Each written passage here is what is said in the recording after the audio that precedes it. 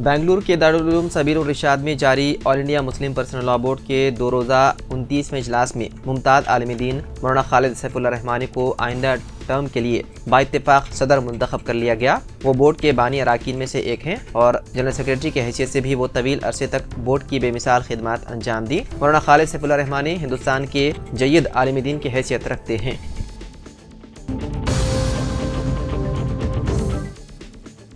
Nampally police ने नीलेफर अस्पताल से अगवा किए गए एक शेरख्वार बच्चे को कामयाबी से बाजियाब करा लिया। पुलिस ने वकाराबाद के इलाके परगी में शेरख्वार बच्चे को अगवा करने वाली खातून और उसके 2 साथियों को हिरासत में ले लिया। तीनों को शेरख्वार समेत शहर मुंतकिल कर दिया गया। शेरख्वार को उसकी मां के हवाले भी कर दिया गया। पुलिस के मुताबिक बच्चे को हफ्ते के रोज अस्पताल से अगवा किया गया था। CCTV फुटेज की मदद से तफ्तीशकारों ने अगवा कुनंदा खातून तक रसाई करने में कामयाबी हासिल की। एक खुसूसी टीम परगी पहुंची और खातून को पकड़ लिया।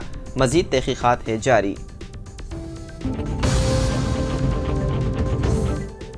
ड्रग्स कंट्रोल एडमिनिस्ट्रेशन ने अंबरपेट में एक मेडिकल शॉप से MRP से ज्यादा कीमत पर फरोख्त करने वाली एंटी फंगल दवाई को जब्त कर लिया। DCA हुकाम के मुताबिक दवा को नेशनल फार्मास्यूटिकल प्रोसेसिंग अथॉरिटी हुकूमत हिंद की तरफ से मुकर्रर करदा कीमत के मुकाबले ज्यादा MRP पर फरोख्त किया गया था, जिस पर यह कार्रवाई की गई।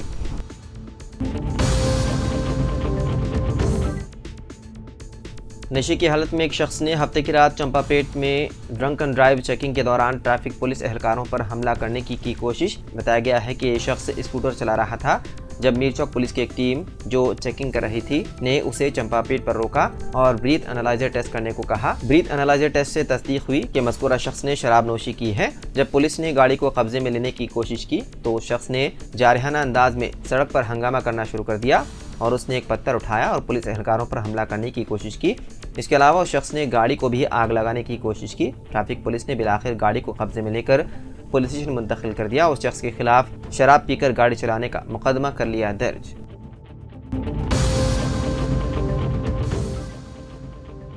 बहुजन समाज पार्टी सरबराह मायावती ने कहा कि BSP अब दोबारा कभी ज़िमनी इंतखाब नहीं लड़ेगी। बहुजन समाज पार्टी की सरबराह मायावती ने महाराष्ट्र और झारखंड की असेंबली सीटों और उत्तर प्रदेश की 9 असेंबली सीटों पर हुए ज़िमनी इंतखाबात के नताइज के बाद अपना रद्द-ए-अमल दिया। उन्होंने कहा कि जब तक इलेक्शन कमीशन जारी वोटिंग रोकने के लिए कोई कदम नहीं उठाता, हमारी जमात ज़िमनी इलेक्शन नहीं लड़ेगी। BSP सरबराह मायावती ने कहा कि इस बार उत्तर प्रदेश में 9 असेंबली सीटों पर हुए ज़िमनी इंतखाबात में वोटिंग हुई और कल जो नताइज आए, इस हवाले से लोगों में आम चर्चा है कि मुल्क में पहले ताकत का इस्तेमाल करते हुए बैलेट पेपर के जरिए इलेक्शन जीतने के लिए जाली वोटों का इस्तेमाल किया जाता था और अब ये काम EVM के जरिए भी किया जा रहा है, जो कि जमहूरियत के लिए इंतहाई अफसोसनाक और तशवीशनाक मामला है। इसके अलावा संभल वाक़े के बारे में मायावती ने कहा कि संभल में जामा मस्जिद के सर्वे के सिलसिले में इतवार को जो पुरतशद्दुद वाक़या पेश आया, उसके जिम्मेदार ज़िला इंतज़ामिया और हुकूमत के लोग हैं।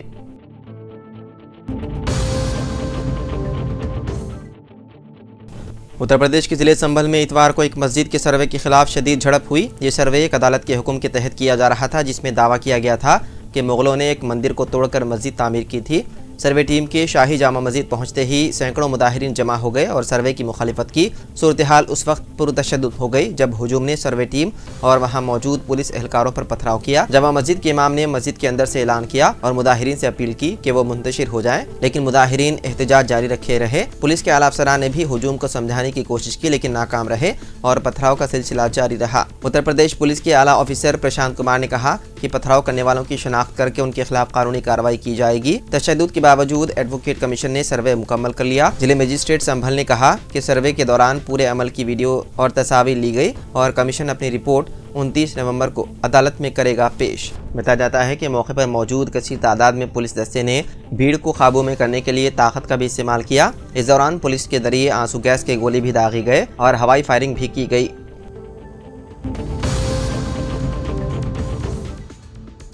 महाराष्ट्र के सलाड़ असेंबली हल्के से शिंदे ग्रुप के उम्मीदवार अब्दुल सत्तार ने चौथी बार कामयाबी हासिल कर ली। उनके नतीजे का ताखीर से ऐलान हुआ क्योंकि दोनों के दरमियान सख्त मुकाबला था। उन्होंने ठाकरे ग्रुप के उम्मीदवार सुरेश बुनकर को शिकस्त दी। दोनों उम्मीदवार आखिरी राउंड तक बराबर थे। बिलाखिर अब्दुल सत्तार 2420 वोट लेकर कामयाब हुए।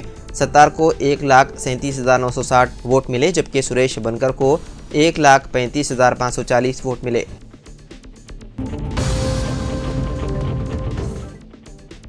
बीआरएस के कारगुजार सदर केटीआर ने कहा कि 29 नवंबर को बीआरएस दीक्षा दिवस मनाएगी। रियासत में कांग्रेसी हुक्मरानी के चुंगल से 4 करोड़ तेलंगाना बाशिंदों को आज़ाद कराने का मुतालबा करते हुए बीआरएस के कारगुजार सदर केटीआर ने इतवार के रोज एक और संकल्प दीक्षा की जरूरत पर जोर दिया ताकि रियासत की तरक्की के अज़्म का इयादा किया जा सके। पार्टी कायदीन के साथ तेलंगाना भवन में एक मीडिया कॉन्फ्रेंस से खिताब करते हुए उन्होंने ऐलान किया कि रियासत में 29 नवंबर को दीक्षा दिवस मुनासिब तरीके से मनाया जाएगा। ये दिन साल 2009 में केसीआर की तरफ से शुरू की गई भूख हड़ताल की बरसी के तौर पर मनाया जाता है, जिसने तेलंगाना को रियासत का दर्जा हासिल करने में अहम किरदार अदा किया था। तेलंगाना तिल्ली के मुजस्मे की नकाब कुशाई 9 दिसंबर को मिर्चल में की जाएगी, जिसमें दीक्षा दिवस तकरीब के अख्ताम पर निम्स अस्पताल की अहमियत को उजागर किया जाएगा, जिसने रियासत की लड़ाई के आखिरी मराहल के दौरान मरकजी किरदार अदा किया था। इस मौके की अहमियत पर जोर देते हुए बीआरएस निम्स में बड़े पैमाने पर अन्नादानम और दीगर यादगारी सरगर्मियों का एहतमाम करेगा, जिसमें रियासत के लिए जिद्दोजहद के जज्बे का जश्न मनाया जाएगा। उस्मानी यूनिवर्सिटी ने संगीन खिलाफ वर्जियों के इल्ज़ाम पर हिंदी महाविद्यालय डिग्री कॉलेज का आर्जी इल्हाक मनसूख कर दिया, जिसमें तालीमी रिकॉर्ड की जालसाजी और तलबा के नताइज की गलत रिपोर्टिंग शामिल है। उस्मानी यूनिवर्सिटी ने यूनिवर्सिटी ग्रांट कमीशन और Telangana council for higher education से कॉलेज की खुद मुख्तार हैसियत को मनसूख करने की भी सिफारिश की। उस्मानी यूनिवर्सिटी की एक तहकीकात से बात सामने आई है कि साल 2019 था साल 2022 तालीमी सालों के दौरान कॉलेज ने अंडर ग्रेजुएट छठे सेमेस्टर के इम्तिहानात के लिए हेरा फेरी के नताइज जमा कराए और 49 फेल होने वाले तलबा को पास होने और 5 पास होने वाले तलबा को फेल करार दिया। टीआर यानी कि टैबुलेशन रिकॉर्ड्स में तादाद के बाद एक जामे इंक्वायरी का हुक्म दिया गया।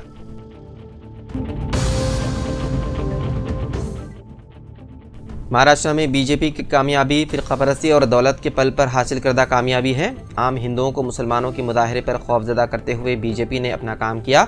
इन ख्यालात का इजहार जनाब आमिर अली खान रुकन कानून साज कौंसिल ने किया। उन्होंने मुल्क की रियासतों झारखंड और महाराष्ट्र इंतखाबी नताइज पर कहा कि महाराष्ट्र में कांग्रेस और इत्तेहादी जमातों के बेहतर मुजाहरे की उम्मीद थी और जिस अंदाज में मुकामी मसाइल पर बीजेपी की नाकामी और अवाम मुखालिफ पॉलिसियों को पेश किया गया, इससे कांग्रेस को बेहतर नताइज की उम्मीद रही। ताहम आम हिंदुओं को बीजेपी ने खौफजदा किया और ओवैसी ब्रदरान की सरगर्मियों का भरपूर फायदा रास्त बीजेपी को हासिल हुआ। इसके अलावा आमिर अली खान साहब ने कहा कि वायनाड से प्रियंका गांधी की कामयाबी को तारीखी करार दिया और कहा कि प्रियंका गांधी की कामयाबी मोदी के लिए परेशानी का सबब बनेगी।